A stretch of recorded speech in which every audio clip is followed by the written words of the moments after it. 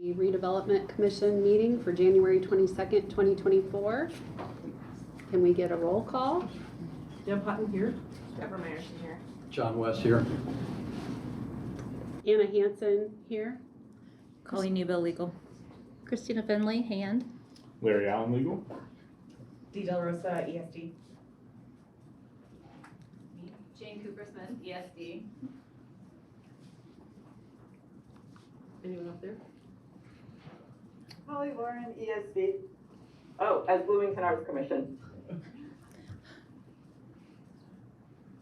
Heather Lacey, City Legal. Is Eric anything? Sam's iPhone. All right, we do. Your iPhone. So we want to do the reading of the minutes? Okay. Moving on to the reading of the minutes. For December 18th, 2023, are there any amendments to the minutes or any corrections that the board has? Okay, if you'd like to have a motion. Deb Hutton, I move to accept the minutes of December, what is the date? 18th. 18th, 2023. Deborah Meyerson, I'll second. Just in time. We're doing the reading of the minutes, so welcome, Commissioner Cassidy. We have a first and a second. All in favor? Aye. Okay, motion passes unanimously. Next, you have examination of claims for December 22nd, 2023 for $930,779.66. And on January 19th, 2024 for $1,720,617.36. I was doing too many thousands. Any questions? Go away with third claims? That's not the payroll registers yet. I just have the two claims. Do you have a third? So I do have one question. It's Yes. simply from my understanding of the second one. And that is, it's on its page 3 of 6 pages of that claim, but I don't know which page it is on my iPad here. And that is line 204, State of Indiana, First Street Reconstruction Local Match CN, and that's the $1,627,000 blah blah. So because it says local match, from my understanding, we have money to pay for the First Street reconstruction from different sources, including the state. But I know we're supposed to do a local match, so we're paying the state our local match. We're not paying our local match out to a vendor. Our job is to pay the match to the state who pays the vendors. Is that a correct Yeah, we have a interpretation? member of engineering here. So these usually go through NDOT, and so NDOT does the contracting. But Roy, do you want to? Oh, yeah, thank you. Roy Ayton with City Engineering Department. So, yeah, the contract itself is held through the state, and the state itself bids out the job and gets the contractor involved. We pay our share through what we call LPA, NDOT agreement. We pay that to them. Mm-hmm. They throw the federal money into it, and then out of that pot, they pay the contractor. Okay, so that's what this is. We're just paying into the pot and the state's administrator. That's exactly what this is, yes. Great. Thank you Right. very much. Yep, thank Appreciate you. it. Do we do local inspections and such then? Yes, yeah, sorry. Yeah, so we'll have a local inspection contract for ourselves. We'll hire a consultant to go out and watch the job during construction. And then that contract's directly between the city of Bloomington and that local firm. Okay. All That's right. part of our match. That's not part of the match. That'll be a second contract altogether.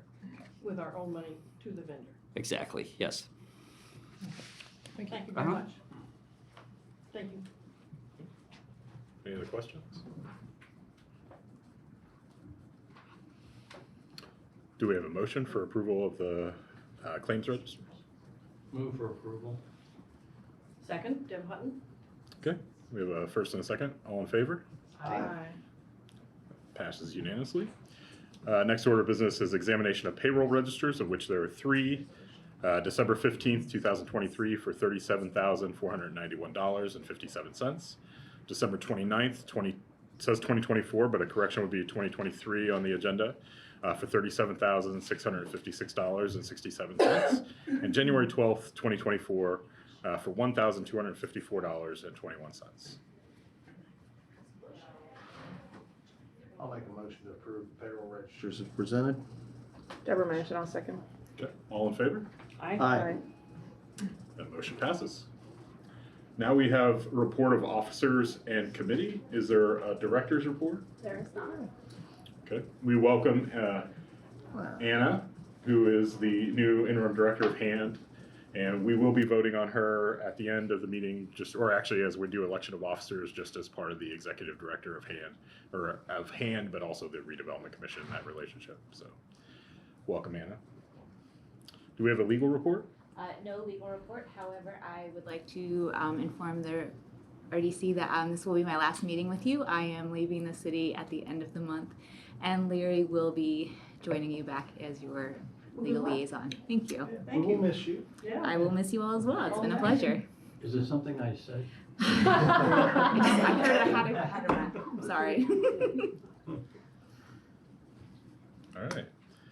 Do we have a treasurer's report? So, the treasurer, sorry, Jessica's like, where are you? You were here. Good evening, Commissioners. It is very nice to meet you. I am Controller Jessica McClellan, and I wanted to come to say hello in person at this meeting. And I do have a brief treasurer's report to kind of sum up what you went through in 2023. So we had a beginning balance, a TIF balance of $27,084,298. Your revenue in 23 was $18,077,000. Your expenses in 23 was $17 million, so that was revenue was 18, expenses was $17,167, and your ending balance of 23, your beginning balance of 24 is $27,993,000. So I will be happy to take any more direction from you as the year goes on and what you'd like to see from the treasurer. Thank you very much. Place to start.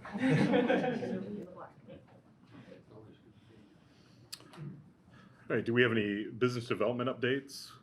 Welcome Jane Cooper-Smith, the head of ESD, who typically does the business development update. Sorry, Jane, to put you on the spot. No, that's fine. That's why I came here, was just to say hello and how excited I am to be able to work with you all in the coming years. So, thanks. Okay. Any Hopewell updates? I don't think we have any at this time. There will be plenty over the course of the next few months for sure. Just on Hopewell, just to Yeah, verify please. everything. Everything that we were working towards, we accomplished by 12/31 for Hopewell, so we're in that resolution that Do you mean- allowed sorry, for no, everything. that's an important update. Sorry, I didn't know what you were talking about just for a second. Yeah, I guess that is an important Hopewell update. It's been so long, I forgot about it. We did it, so part of the purchase agreement with the hospital called for all of the land to be transferred December 31st, 2023. We were able to get that closed. There was significant hiccups, which we don't have to get into in terms of not on our end, but specifically with the title company. Heather Lacey did honestly miraculous job of working through that and delivering that and getting through all the legal documentation. But I know you all had approved at your last meeting of the year the post-closing agreement with IU Health, which said that they still remain responsible for several of the closeout items, which will include some of the IDEM items that I know that they still had to do. We signed that. That's part of the agreement. So we have transferred the land. The RDC does own the main hospital site, which was the last part. Okay. However, the post-closing agreement is still in place, so IU Health will be working toward making sure that complies with all of the IDEM standards and getting their permits cleared.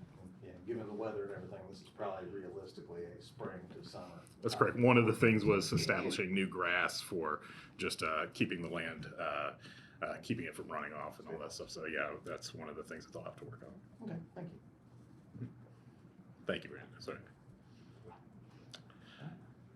Next new business, we have election of officers. So every year have to elect officers. The officers really are the president, the vice president, and the secretary. Your treasurer is Jessica, the controller, and then typically the director of the RDC is the hand director. But after we elect officers, we will vote on just approving the hand director, and I can walk you through that. Do we have any nominations for officers? Yeah, please. Could I ask you a question? Are we allowed to table it till the next one since Sue, as a new member, is not here? And these two will be, council members haven't been officially reappointed Till, they don't have a or, meeting till Wednesday. replaced yet, so I was wondering the same thing actually. So I think we could consider this, I would turn to Colleen, but for my part, and or Margie, if she accepts this. So what the statute says is you have to consider it. So I think if you specifically move to consider this at your next meeting, that will be good enough to satisfy the statutory process, and then we can vote on it at the next meeting. That would be helpful just because it's less Yeah, people. sure. So I can move the election of officers to the next meeting? Yes. I'll second that. All in favor? Aye. So a next item of business, this was part of the election of officers, but it's not specifically enumerated, so just to announce this. Part of our local code, so not necessarily statute, but local code, does have, so anytime there's a hand appointment for a director that the RDC approves it, so the mayor gets to select the hand director, but it's subject to the RDC approval. Anna has been selected as the interim director, so as a matter of business, we would like you to move to approve Anna as the director. If not, we will have a little bit of a crisis on our hands, and you'll see me run out the window. We can avoid the crisis. Well, I take the honor of moving to have Anson as the interim director. I will I second. Thank you. All in favor? Aye. Passes unanimously. Thank you for accepting it. Well, the next resolution, we'll just continue on with new business if you'd like. Resolution 2401, which is the approval of the 2024 meeting schedule. This is an annual thing. I don't know if anybody has any questions about the meeting schedule as presented as Exhibit A to Exhibit 2401. Consistent with what we've done in the past. I'll make a motion to approve the meeting schedule as presented. I will second that motion. All in favor? Aye. Okay, passes unanimously. Resolution, excuse me while I get to it. 2402, approval of maintenance of property owned by the Redevelopment Commission of the City of Bloomington. So this is another annual resolution. As you all know, there's several properties held in the name of the Redevelopment Commission. Those require regular ongoing maintenance, including payment of utilities, and also mowing of property, snow removal, just some ordinary repairs. This comes out of what's called your 444 account, or what we call your 444 account because of our internal accounting. And what that is a revenue account for the Redevelopment Commission. So it's non-TIF funds. So it's not restricted by Indiana Code 36-714-39 in the same way. These are more restricted. You can't use TIF funds for straight maintenance or replacement, but you can use this revenue account for those types of things. Some of the highlights here are if there is an invoice that comes in that's about $5,000, the RDC does have to approve that in advance. Anything below that can be approved and paid and then give an update to the RDC at the next practical meeting. And then the total not to exceed amount for this is $250,000. And I believe, Christina, last year it totaled about 247. So we're basically right on the mark there. However, if it gets close to that amount, we'll come back to you and we'll tell you what's going on, why it's been excessive, and try to get approval for additional funds. Please. Is that an accumulative number of both the 5,000 limit and the 2,500? That's a cumulative of all expenses, yeah, for maintenance.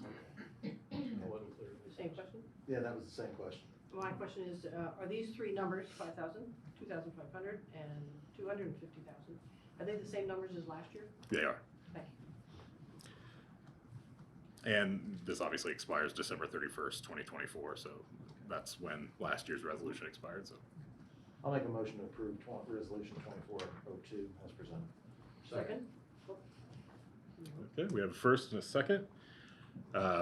All in favor? Aye. Okay. Resolution 2403, approval of amended project review form for the 4th Street parking garage. Do we have someone to present on this? Is it actually, in fact, me? I think I could speak to this. So for the 4th Street parking garage, which as you might know, has been completed for several years, there was a particular design defect in the original design. We found some leaking into what we call the retail space, that frontage, the store frontage space. That requires some remediation from the original construction. We came to an agreement with the architects because it was a design omission specifically that was causing the leaking. So we came to an agreement with CSO to retain $63,526.66 from their contract. And then this is also approving at least for the project approval form, we'll bring a contract with you back to your next meeting. So this is just proving in concept of making that actual repair. So reflecting the money that we retained from the designer, if you look at the project review form. And then the estimate to fix the defects for the storefront is about $60,000. We'll find out for sure once we get the specific contract in place, but that's what we were told by Parking Services they estimate it might take to fix the defect here. Any questions? The defect affects all the storefronts, our parking operations, Yeah. the fiber lease, and then our art space that we have at the present That's moment. Okay, and we feel as though the deduction from CSO will be enough to cover. Yes. Okay, wonderful. Okay, thank you. Deb Hutton, I move to approve resolution 2403. Deborah Myerson, I'll second. Okay, we have a first and a second. All in favor? Aye. Motion passes. The next up is Resolution 2404, approval of second addendum to parking agreement. Again, is this me? So as part of this resolution in particular is part of the purchase of College Square by the RDC. There was an agreement in place that you all had approved a few years ago to lease certain amount of parking spaces to Praxis, who is not located in College Square. They're actually located across the street. There were several of these parking agreements that we kind of inherited through the purchase assumption of leases. This is one that they have asked to maintain. They have asked for an increase in the number of parking spaces, so up to 9 parking spaces in the College Square parking lot, and the addendum is attached as Exhibit A, and it'll cost $60 per month per parking space. So I should also note in terms of where the parking happens in the parking lot, it is restricted to the lesser used spaces, so not closest to the building. The third row from the entrance to the building, I'm sorry, I'm visualizing it. So not the first 2 rows for which we reserve for tenants and things like that. Or there's something that's to the far south, there's a line of parking against the fence line that they can also utilize. But that's where they're supposed to use. We are working with our parking services to have this, have hang tags to verify that they're parking where they should be parking and all of that. And we've installed new signs as well to make sure it's clear about who's allowed to park there. Any question? The lot's being policed by parking enforcement. Yeah, and that's been a change. We had been using the property manager to do that, and then we've gone just last year to Parking Services has agreed to do it, and they felt like they could do that well, and they had the staffing to do that. Is it police in the evening also? What's that? Police in the evening also? It should be, well, whatever hours Oh, Parking it's like Service free-for-all, to so- do it, yeah. Yeah. Yeah. Have a little parking. I see, sorry. No, ladies first. You sure? Yep. Thanks. I see that it's a 3-year lease, 24, 25, 26, in the second last whereas. And will there be any action on the convention center need for that space in that time that will have to be crisscrossing contracts? Yeah, so one of the provisions of this particular, you're correct, the term is up to 3 years, but it does give the option of the RDC exercising a 30-day notice to terminate it in anticipation that if this is chosen and used for the convention center, then we have an option to move quickly and to make sure that we don't have any obligations there. Great, thank you. Good move. And then is this comparative to, well, 2 questions. One, any dollars on this will go to the 444 account. Correct. Okay, and then how's this compared to a lease spot in the parking garage? This is cheaper than a space in the parking garage, so it is a better deal than what we'd have in the parking garage. Yep. Want to be fully Yep, transparent that's in it. regards to cost factors for people. That's correct. Is there any overall market price that's considered in terms of determining the rent for these? I mean, and I'm not talking about the parking garage, I'm just talking about leasing a surface spot in downtown. Yeah, I don't know the answer to that, I'm sorry. Commissioner Myerson, yeah, I'm not sure if that was something that was negotiated with parking as part of the negotiation of this, but we can find out and certainly report back. I'm curious Yep. what it costs to Yep. rent a parking spot. Okay, we need a resolution. Or a motion.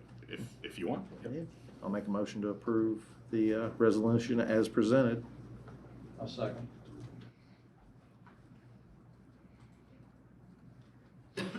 All in favor? Thank you. I forgot I was running. Aye. All right, that passes unanimously. All right, resolution 2405 is the approval of a restrictive covenant for 617 North Madison Street. This one I will. Oh, hey, what's up? So this is a restrictive covenant prohibiting the installation of food services in the tech center at the Trades District. Municipal code requires a grease interceptor to be installed. There are not any currently planned to be a part of the construction. So we are just asking that the RDC put a restrictive covenant on the property so that we cannot put any restaurants in there. I can answer any questions. We also have Chris Cioli from the construction company as well. So essentially, we are committing, as we build the new building, to not have food service in there accordingly.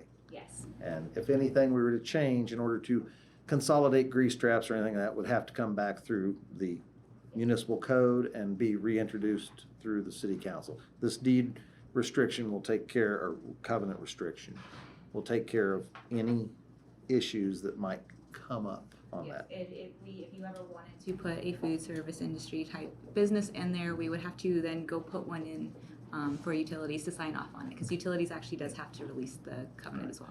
Well, the reason I asked that particular question in regards to it restricts that particular area, but I do believe we have a grease trap in our mill building. I don't know. That is correct. Yeah, we do. I was not part of that one. So, But yeah, and the reason for that is, the question is, if anything was ever to occur, it would be probably in the mill building as opposed to this one. correct. And anything that wanted to be done as far as combining to a grease interceptor would have to go back through a code revision. That I'm not entirely sure. That would be probably a utilities question. Yeah. Okay, we'll bypass that one. It's just, I wanted to bring that up in regards to, as we take each particular property that we're trying to redevelop and we look at what it takes to actually put in these infrastructure things that are necessary to take care of our long-term utilities, that we look at how we effectively cost the individuals of the quality of life of things that we want. So thank you.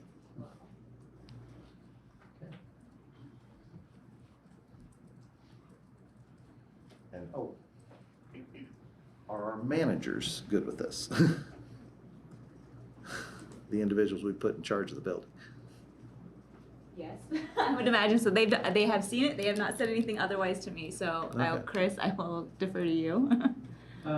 Yeah, some conversation, this was requested in order to get approval and stay within budget. This is a deed restriction that they've actually requested that we pursue.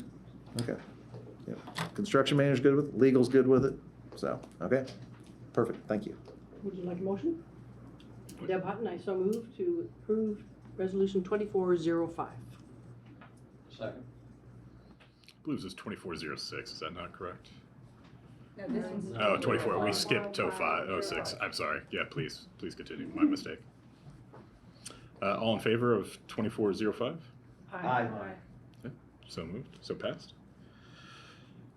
We're skipping resolution 2406. Yes, it has been pulled from the agenda. Okay.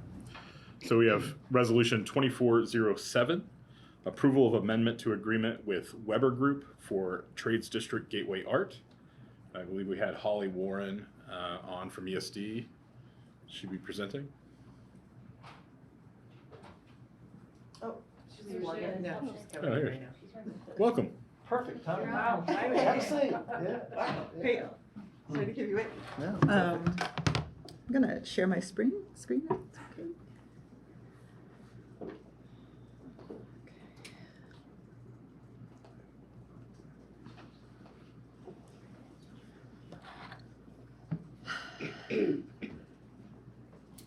Do you remember this? This is an art installation we chose for the Trades District back in 2019. It is called OT987, and it is by a German-based artist who is blowing up, named Stefan Ries.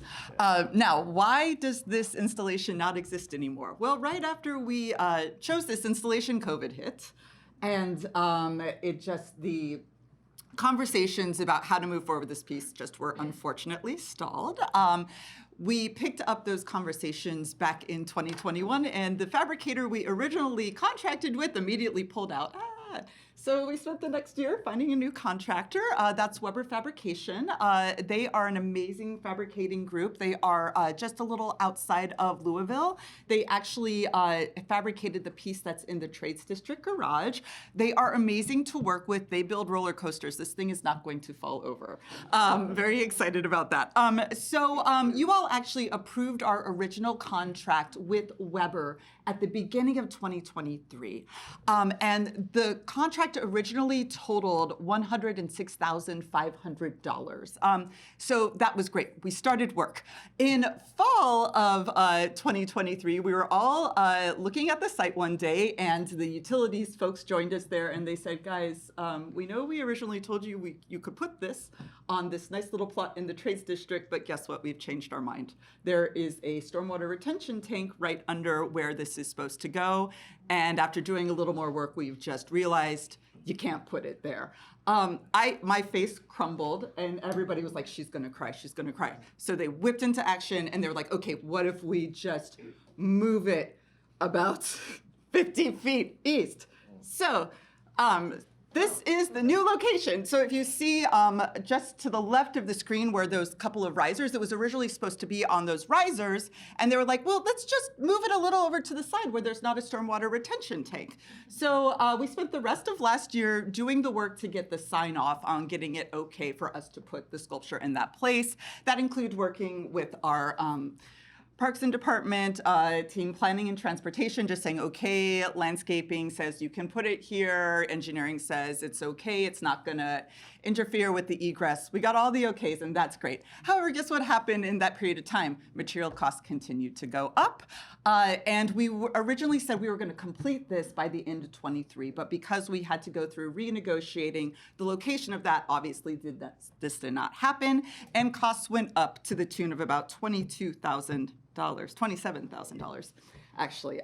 So I am here today to ask that you approve an amendment to our original MOU to Weber that increases the amount of the overall contract to $133,642. So that's an increase of $27,142, and also to extend the deadline of when we finish this thing to the end of 2024. I do want to let you know that we have been having fantastic conversations with the fabricator and the artist team at this point. I'm feeling really good about this. This has been a thing that has kind of been, a burden on me since I've gotten here. And I had another conversation with Rusty, my main point of contact at Weber this morning. And I said, Rusty, I think we're gonna do it. We're gonna do it. And he feels good too. I am happy to answer any questions you all have about this increase. And I just also want to say,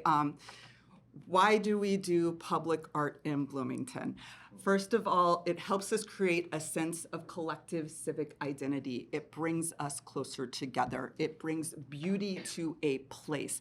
As we work to bring new business into the Trades District, this is the kind of thing that's going to get people excited about having their business here and going to this area to spend money. The National Endowment for the Arts says that for every dollar we invest in arts, surrounding businesses get a $9 rate of return. So it's not just pretty, it's making our citizens feel closer to each other in our community, and it's helping our businesses, especially in this area where we're really trying to drive growth, thrive. That's what I've got. Thanks. Any questions from RDC members? Two questions. One, how does this fall into our 1% for the arts in regards to the overall district that we, the dollars we had previously?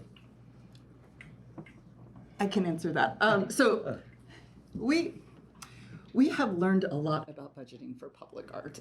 So our original 1% budget for this was about $100,000. The total cost of this is the amount that you all have committed to it, plus different revenue sources, including a generous grant from the Bloomington Urban Enterprise Association and my general arts budget. The total cost at this point in time, and this is all-inclusive, is about $220,000. Yeah. And I also want to say, for a piece of public art of this quality, bringing in this caliber of artists, we're getting a deal. So, Yeah, this could be another Calder. yeah. So, Just curious, why would that whole budget not potentially be reflected in the resolution in the Exhibit A, just because it would help to understand exactly what you've described, as opposed to the way it's presented, it appears it's just the RDP. Sure. Well, so my understanding is this is just a resolution for the contract with the fabricator. Okay. The overall budget, the cost, that all the other things that make up that $215,000, that's a contract with the artist, the contract with the light artist. This is also getting these folks over from Germany to hang out with us while they finish the fabricator and do some really amazing community engagement with our residents and the students at Indiana University. Yeah. We should also talk about the way the 1% for the arts was administered. It usually stayed with the project. So we did omit a project review and approval form, which I'm happy to include as part of the minutes so you can see the overall change here. It's more just even for the public transparency of looking Yeah. at the packet, which is a public document, who may not have the capacity to go look up the original or to appreciate what the 1% for the arts provides. And if there's an opportunity to provide the bigger picture in an opportunity like this, it's a little more transparent, so that, again, for public, to understand what it takes to put a project like this together. That's really helpful to know. Thank you. And we're looking at a situation, not only are we going to have a phenomenal piece of public art, we're also going to have some engagement in regards to a world-class artist coming Correct. into our community that Yes. we can also, Yeah. build our vibe Mhm. from. Yeah, and I think they're actually, because they're going to be here fabricating, they actually might be here during the eclipse, which is really exciting. If we can get it going Yeah. during the eclipse, Yeah, yeah. that's a lot. We won't be ready quite then, but very close. Good deal. All right, I'll make a resolution to approve now, it is 30% over what we Oh, calculated. yes, I Just- acknowledge just- that, okay. and, yeah. I'll make a motion to approve resolution 24-07. I And will second that motion. All in favor? aye. Thank you Thank very you, much. Mother. Appreciate it. Let's get it done this year. Yeah, I don't. Next up, we have Resolution 2408 to increase funding for an emergency home repair project at 1600 Willis Drive, Lot 63. Yeah, I'm Gary Collins from Housing and Neighborhood Development. This is a project, it's a mobile home, and it has a severe problem with its undercarriage. All the underpinning is gone, which allowed animals to get up in there, pull out all the insulation. So, and there's wires hanging. This particular property freezes up every time the temperature goes down, so it has been frozen for the last couple of days. We went out and did a complete walkthrough, and what we'll be doing is the skirting. There'll be some repairs of floors inside because moisture has gotten up in there and done some damage inside. We're going to do a furnace upgrade and add insulation and heat tape and put a new underbelly covering on that trailer so that we don't have this issue again. The project, we got a quote back for $15,628. We put a 10% contingency on that for a total of $17,190.80. And we're asking for a not to exceed limit of $18,000, just in case there's something that comes up and we don't have to come back here again and ask for even more money. So that's this one. Is it even habitable at this present moment, or is the individual? The individuals are staying there at this point in time. They're doing the best they can with water they're bringing in and so on and so forth. Last year, during the month of December, they were pretty much out of the building for at least a month. We tried to get this thing through and get it before this cold weather hit, but the timing just wasn't on our side this time. So Yeah, they're currently having water issues as we speak. And then the second whereas talks about the lifetime limit of $10,000 per. Yeah, that's Place. what we have on mobile homes before we have to get your approval to go ahead Before and the do approval. this. Yes, Not before saying no, Right. just before saying no. exactly. Thank you. But Good but difference.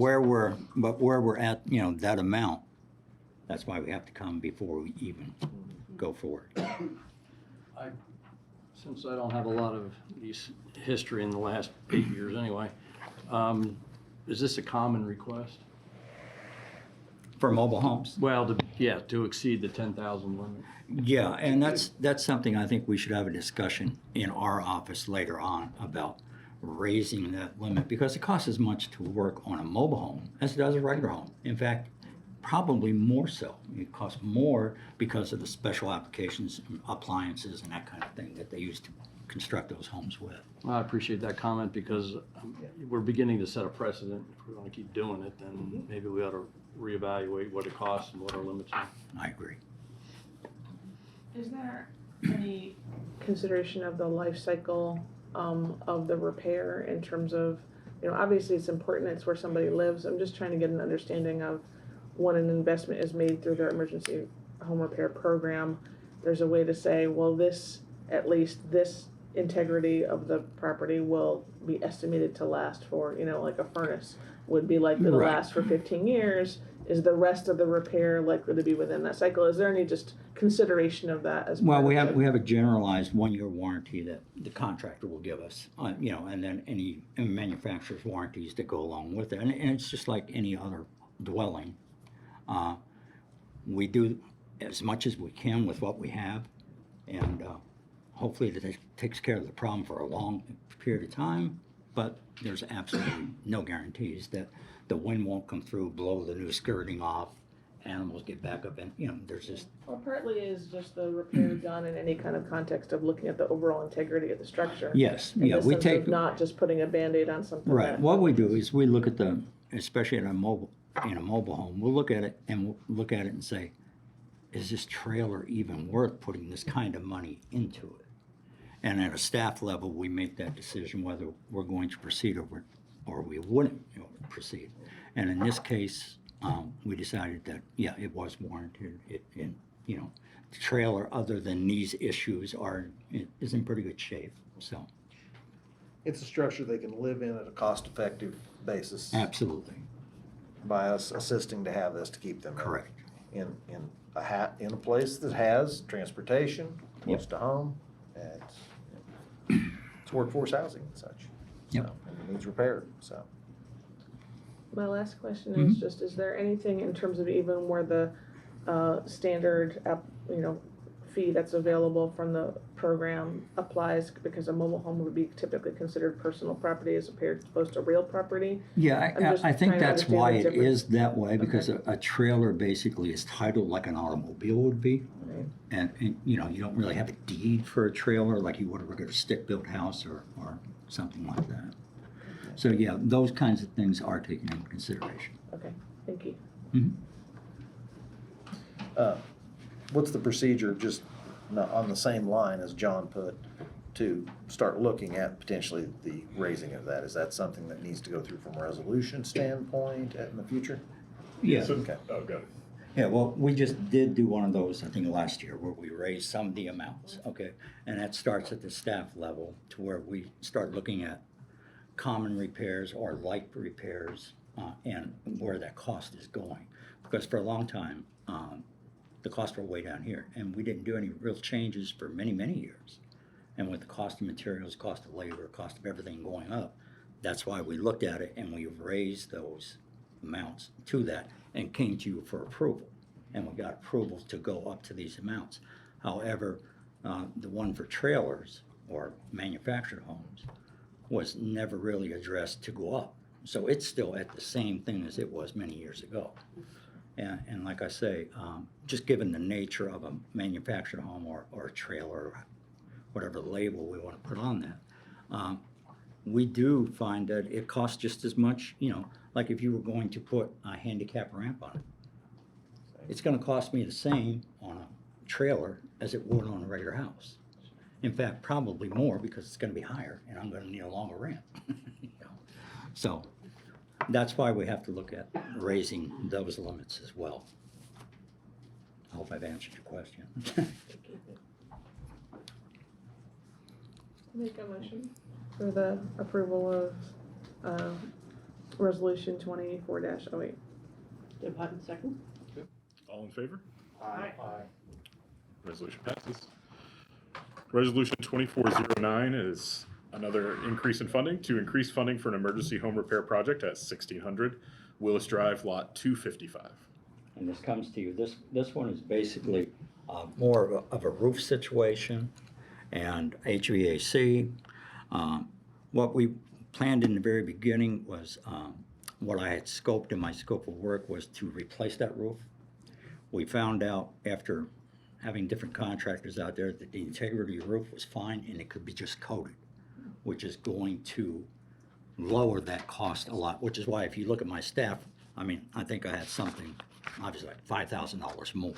And I was going to replace it, but I was educated at the time and agreed with contractors that, hey, we can just coat this and we could do a 10-year warranty on it. And all the repairs that we do, you pretty much have to have a 5-year limited warranty on them anyway. So this exceeded that and we'll get the, you know, the problem taken care of and we should be able to guarantee that for another 10 years. So what, that contract, we got the quotes back and it was $11,350. We put a 10% contingency on top of that, which brings us to a total of $12,485. Again, we go ahead and I always round up to the next, so I went to 13,000 just in case there's something that comes up that we have to put, you know, we don't have to stop the project and come back here and wait for another 2 weeks. So hopefully that amount should cover everything. And that's what we're asking for. Yeah, the main objective is we can get people back in their houses. Correct. And take And care of keep that. them in their houses. Keep them in their houses in a close proximity to our, in our That's exactly community. right. Okay, I'll make a motion to approve, resolution 24-09. A second. For the first and the second, all in favor? Aye. Passes. Thank you very much. Thank you so very much. Appreciate it. Thank you. You'll be able to get them in 4 times I hope, well, the contractor actually asked me where these were. And I said, if I get approval tonight, he'll be called tomorrow, and he could probably start within the next 2 weeks anyway. Get these people back in their home. Yeah. Thank you. The next 4 resolutions are related. We'll go through each one by one, but I'll probably just give broader context for the first one and then allow you to ask any questions about each individual one as we go. Resolution 2410 is lease modification for early termination of Kerr Law PC.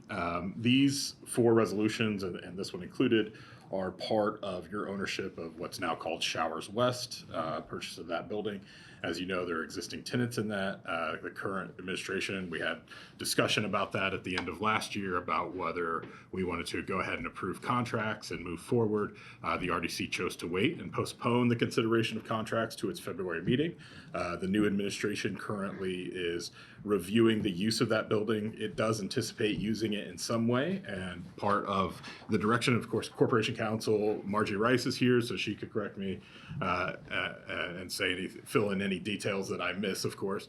Our direction has been to continue as we are moving forward, at least with the lease terminations, because we do anticipate of transforming the use of the building over time into some city use is the current thinking. That has not been finalized yet in terms of what that will look like. Staff is still evaluating that. The mayor's office is still evaluating that, so there will be more considerations. But these 4 resolutions are essentially to, as part of the discussions, these were people that were willing to terminate their lease early to vacate some office space and free it up within the building. And so we've negotiated lease terminations with each of these 4. The first one for your consideration is with Kerr Law. This is a fairly small office, and we negotiated a lease termination here. It's actually part of what would be, at least what in the original plans would potentially be part of the fire administration portion of the building, which is mostly office space, I believe, on that side of the building. In this case, the termination is for $5,000, which is essentially covering the moving cost for early termination and then just releasing of the lease. if you have any further questions about this termination, I'm happy to try to answer them. I've got a couple of questions that's maybe not just pertinent to this lease, but since I'm a little late to the dance here, give me a little, and we've had a change of administration, so kind of begs the question, why don't we want to get the revenue as long as we can? Because we really don't have any kind of a timeline to reutilize the building. So I guess one of my questions is why do we terminate any leases? Yeah, so I think one of the things is there's still a viable option potentially on the table to go forward with some renovations even fairly quickly this year, and these are negotiations that have been occurring over the course of months with these tenants, and so to even have that still on the table, we thought it prudent to move forward as we had planned with the lease terminations. Of course, we did collect essentially a full year of lease payments. That was one of the interest those prior advances to try to maximize revenue. But Margie, if you'd like to fill in some detail. I'm happy to. And everything Larry said is accurate. Hello, I'm Margie Rice. The leases that are before you tonight, though, for terminations, my understanding from talking to Chris Cockrum, who's an agent that's been helping us, that these people are ready. They've made up their mind. They're ready to move on to a new facility, and they're a little reluctant to sign new leases while this is hanging out here. So this group is ready to go, and if we weren't to approve them, I think we'd be holding them back from doing what they want to do. Now, there is a group still of people that have not yet wrapped their heads around leaving the Showers West, and so we're going to continue to talk with Chris and talk with those people, and it may be that those groups stay longer. So that's still some of those people who were told, hey, you're going to have to be out by January 31st are not packing up right now. They're not planning on leaving. And so we're going to continue to have conversations with them about what that looks like. It doesn't look as if we'll be in any, in any shape to be moving in there at the end of the month. So I would expect that we'll continue to let them stay there a little bit longer until we figure out what they want to do and what makes sense for us. I don't recall having seen before the RDC intern, to the extent that the RDC is in the role of, approving lease terminations and compensation, et cetera. I don't recall having seen a list of all the tenants, what their lease terms are, what the income is in terms of revenue. It's really hard to kind of do it piece by piece here. So like, for example, we've got these 4 resolutions here for these lease terminations, but I don't know how many other tenants there are. I don't have a sense of, how it fits with the question of doing renovations early, and I don't need to know everything, but I think even just a list of here's the tenants in the building, here's who's leaving, here's when their leases end. It would be more transparent and helpful for me as opposed to looking at 4 individual resolutions to have a sense of the bigger picture, and I'm wondering if that's available. Yeah, we can get that for you, sure. Is that something you'd like a presentation at the next meeting, or would you like that information? We could send that to you and then discuss it at the next meeting. Would that make sense? Okay. Definitely discussing. Okay. Okay. We just want a collective group Sure. of what we need to do in order to. Yeah. So none of these resolutions indicate when the natural lease termination is. So we don't really have any clue as to what kind of revenue we're not going to collect. Yeah, I as I'm, started brand new with the Thompson administration, so I haven't been part of the background. I was able to meet with Chris Cockrum, though, who it's my understanding the city hired as an agent to do these negotiations. So what I think is appropriate, again, I've talked to him, and he asked for these to be put on the agenda because these people are ready to go, and I think they'll be unhappy if they're not able to sign their new leases with the new landlord at this point, since they have negotiated these terminations. But I can ask Chris to attend the next meeting. We can get the information to you, try to give you that bigger picture, and have that for you in the February meeting. Just for now, Yeah. please just kind of verbally, how many more tenants are after this? Let me see. If I you think know, it's like, less. when Heather their Lacy leases may be end, able or Yeah. even when these leases end. Let me see if I can give you that list. Let me see.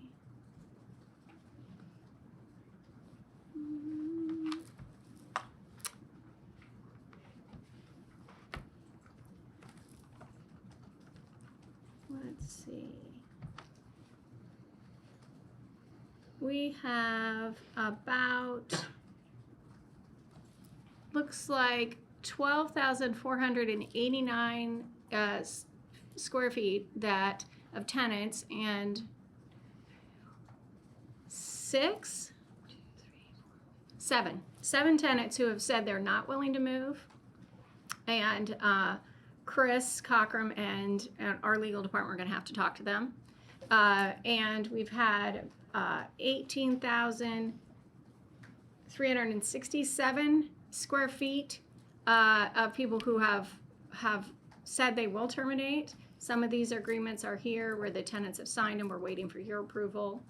And let's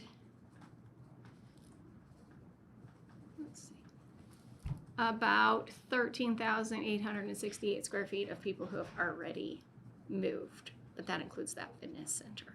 So I don't know if that gives you somewhat picture, but these are. We currently have 11 tenants, or is it more than that? 11 still in there. 11, 7 that don't want to move and 4 that do. Yeah, so we have more. There are, so sort of like the people that have vacated, he's got that group. And then he's got a list of people who will move. That includes the Bloomington Symphony Orchestra, Shrewsbury, Indiana Team, Crash, NWM, Kerr, Bynum Faneuil, and GP Strategies. Some of these are here tonight for you to approve. And then there are some tenants that we still have to continue to have conversations with. And that is Bank of America, Bloom Health, CASA, Warrant Tech, ProBlue, and Bloomington Board of Realtors. And I don't know, again, I've not been part of those conversations yet. I don't know that I think that some of them have said, you know, they're going to be open to the conversation about it. They just, at this point, have not agreed to move. And so we'll be continuing to work with them. Does that help? My question for clarification is, looking at each of the 4, the termination fee was $5,000, $30,000, $9,000 plus, and then money owed for building out just written off. So how much was the written off part for the 4th resolution? And the second question is, do I assume then each individual leasee and the city are having their negotiations in their context of how much square feet, how much it costs, how much rent, how long they've been there, how much more they have? Yeah. So each individual termination fee is individualized. Too. Yeah, the lease terms are not, you know, each lease is a little different. And so I think that's why there's differences in the terms of the termination. I can't tell you how those figures were arrived at. I wasn't party to that. But it's my understanding from talking to Chris that those tenants are satisfied with the negotiations. And I do think it involved, you know, moving costs and other costs that they would incur. You know, how much longer they had on their leases. So, and Chris was, and I don't know if anybody in legal was anybody in our legal department involved with those as well, those conversations? Heather Lacey and I were, the conversation, I mean, also, I think that's all right, all those factors in addition to the size of the space and how much space is being vacated and where. Just clarifying that. Part of it, yeah. Negotiation one after the other, not, it wasn't a blanket fee. It was a blanket, it was individual. very specific to each. Thank you. Yeah, dollars come out, the question in regards to the dollars that are kind of come out of redevelopment, which would be in the TIF, at this present moment, what I'm seeing is $50,000 in cash.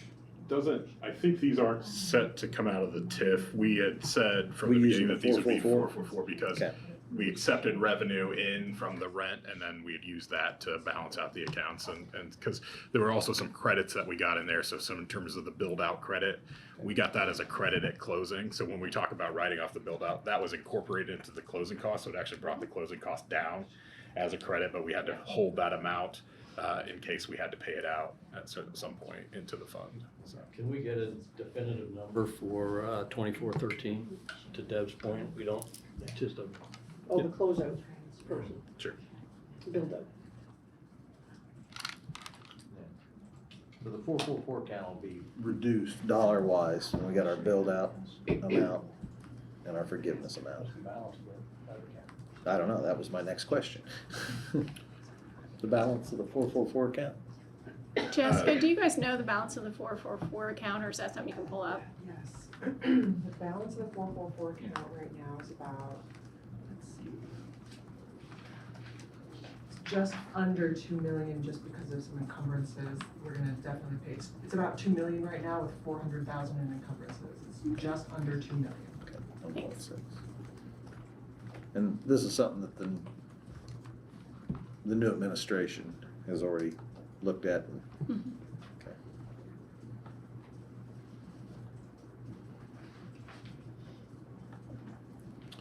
We don't.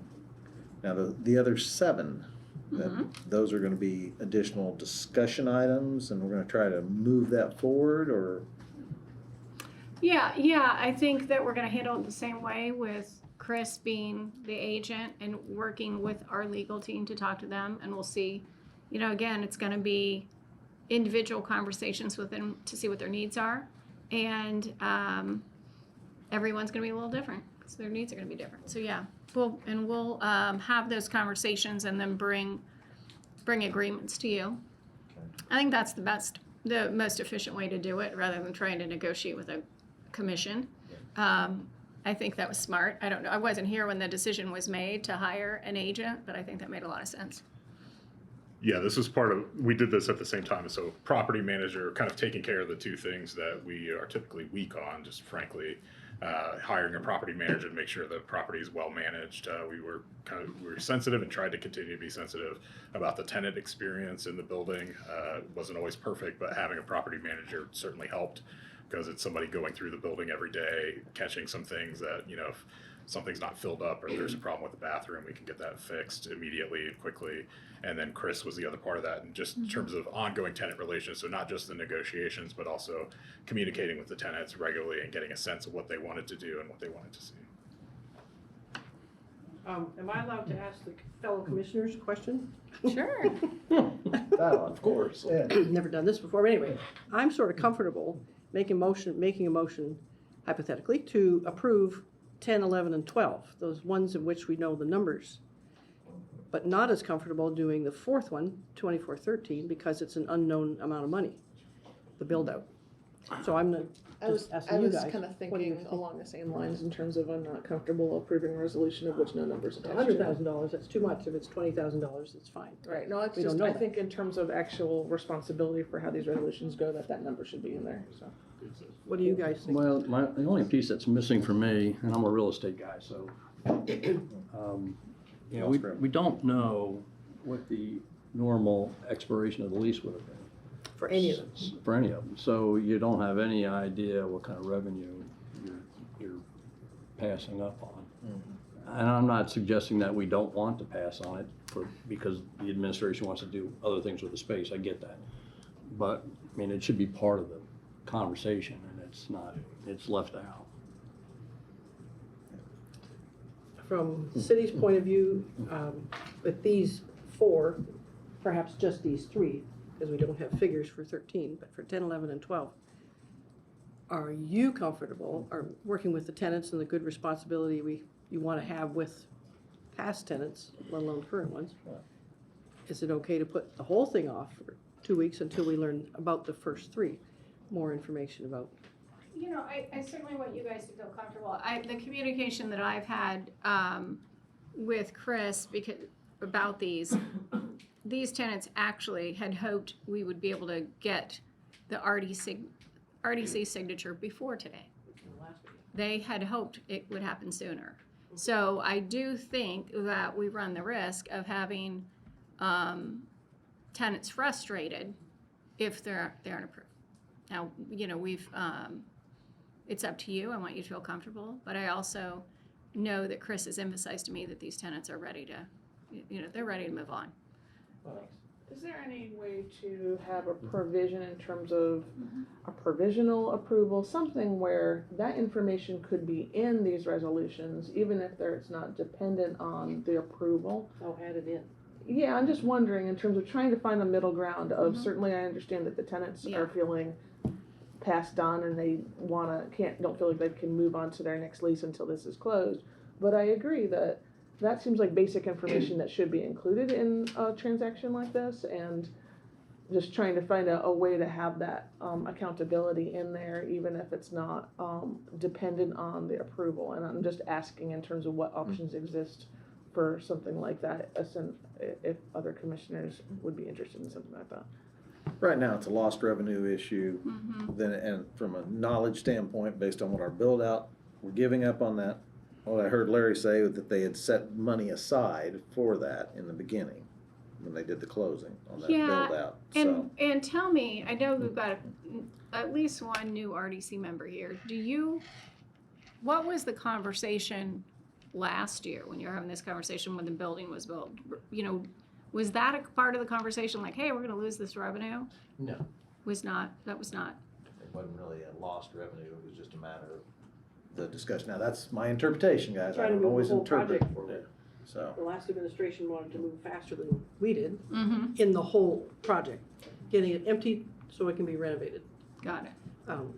Yeah, I think the loss of the revenue wasn't maybe a huge consideration. It's just, again, in terms of being accountable for how finances and contracts are being handled, I think it seems appropriate to be able And to. that it takes time with all those different tenants. Right. To get them all gone by the time action needs to take place. And each one of these tenants is small business people here in our community. So when we look at this as an overall, we need to take into consideration the fact that, you know, they have the choice of locating They have elsewhere. modified leases, so Yeah. they're not squatters. Right, exactly.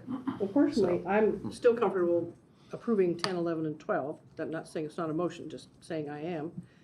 And with 13, either not approving it now because it's just an unknown amount of money, or saying up to a cap of the same 30,000 the biggest of the other three was, but anyway, speaking to the three of you. I would agree with the first part of what you said. I don't think I could agree with the fourth one, Okay. putting as So just just the throwing a first dart at a cap. I don't wanna do that. We need to have the knowledge. Because they've been moving on with you folks, with the I staff. think for transparency purposes, having the terms of the lease are important in these discussions. However, I don't know that it, in the long haul, would change my opinion to vote for it. So I just like to know in the future, maybe we could set these resolutions Yeah. up a little differently.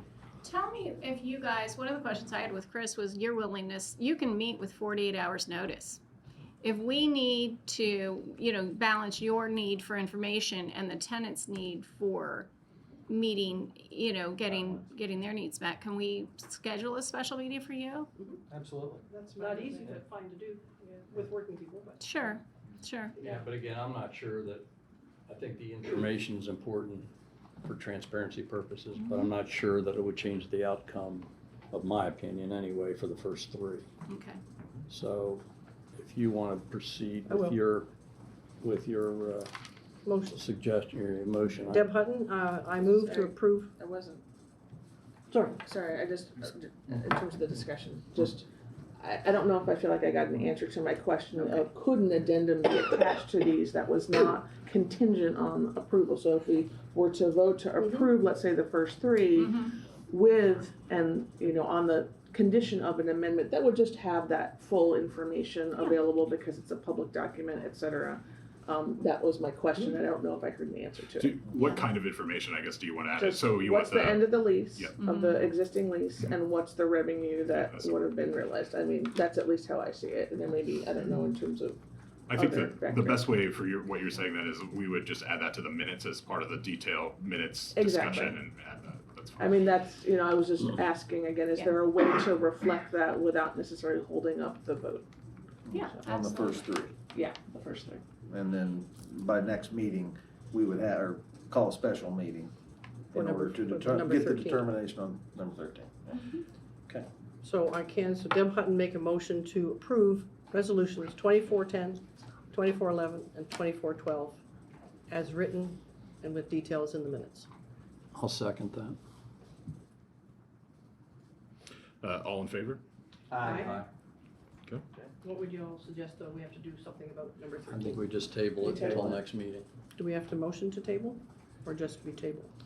You should move to table. Move to table. Do you want to move to table? Now you move to table, you're on a roll. I just prefer, Yeah. if you don't Yeah. mind, motion to postpone till the next meeting as opposed to a move to table. Deb Hutton, I'll propose that motion to postpone for 24/13.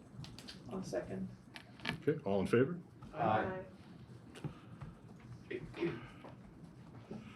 The last resolution we have is Resolution 2414.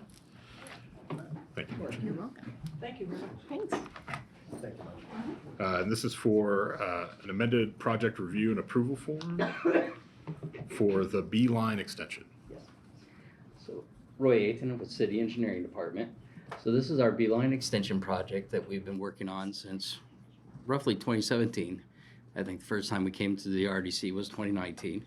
And it spurs as a project that's come all the way through, even back when we were working on the I-69 project, realigning the intersection of, at that time, Vernal Pike and Crescent Road. It's now Fountain.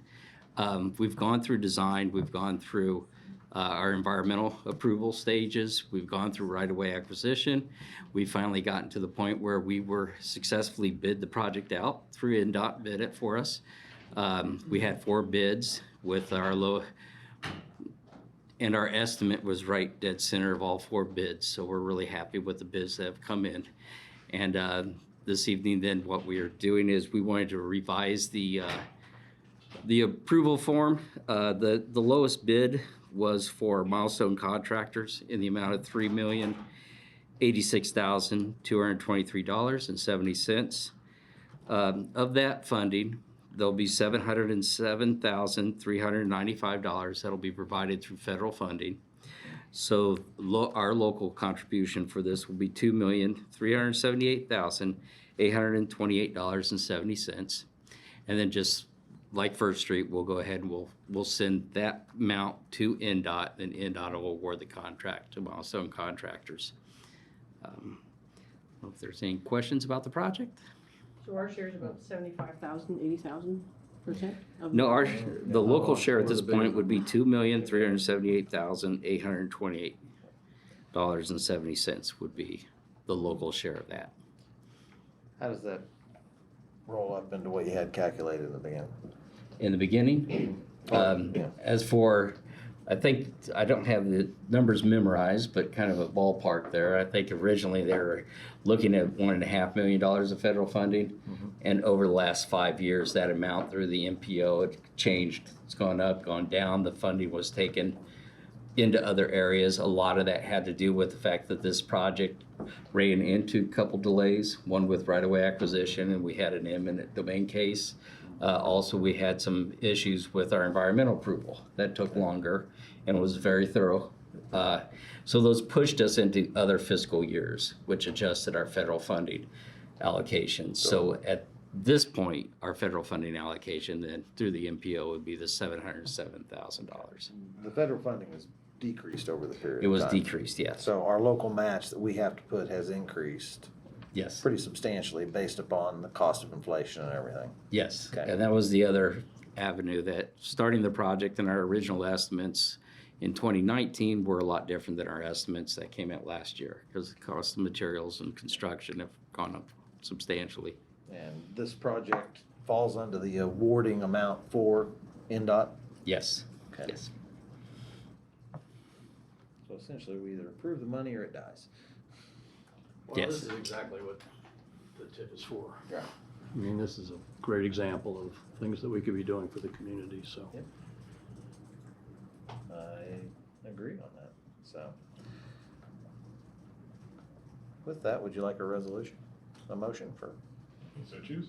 Okay. I'll move approval of resolution 24-14. I'll second. All in favor? Aye.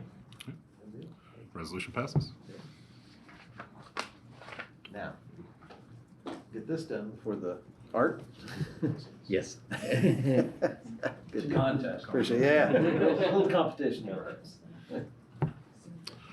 Okay. I believe that concludes our business for tonight, unless there's other business that the commissioners would like to bring up. I have one question, since Ms. Kuntz has came in, if we'd like to ask her for any updates accordingly, if that's acceptable. Sure. Excuse me, I was even with the deputy mayor upstairs, so. So a quick update on Hopewell. Obviously, the end of the year, transitions are happening. We're making sure that we are not missing any beats and continuing to move forward with new administration and new players. We are, if you've been by the site, you may have seen that the demolition contractors have been out and about. They've been doing lots of due diligence work. They had equipment to remove and prep to happen. We are working with the current administration around doing some notifications to neighbors so that when the demolition does begin, there's no surprises there. So looking forward to that, hopefully in the coming weeks, and then continuing to work through we reported already that the final transfer for IU Health, the property did go through. There are a few things that we need to work on with IDEM to make sure we have our I's dotted and T's crossed, and so we bring something to you in February to make sure that we have all our paperwork in order. Other than that, continuing to bring the current administration the new administration up to date on the development and what opportunities we can bring to Hopewell to bring housing. So there. Thank you. Thank you. Okay, anything else for the good of the order? We have a motion to conclude? Yeah. So moved. Second. Thank you very much, appreciate it.